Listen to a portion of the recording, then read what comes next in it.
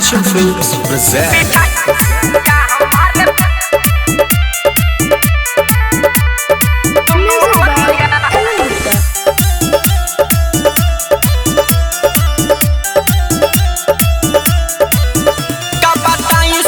बतिया हो करेला दूर गतिया हो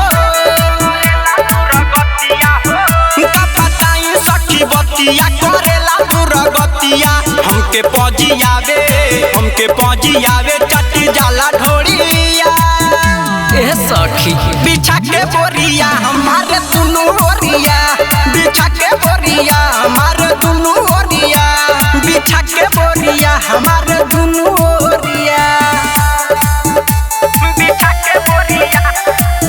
हमारे दुनु ओरिया बिछा के हमारे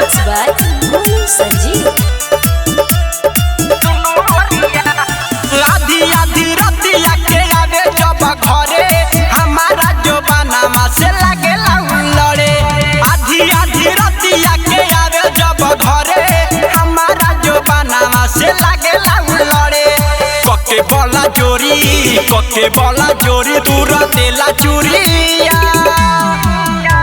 बिछा के बोरिया हमारे दुनु ओरिया बिछा के बोरिया हमारे दुनु ओरिया बिछा के बोरिया हमारे दुनु ओरिया बिछा के हमारे बिछा दिया दुनु ओरिया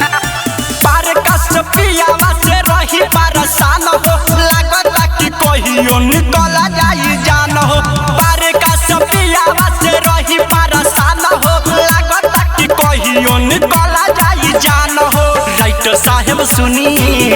साहेब सुनी तनी हमरो बतिया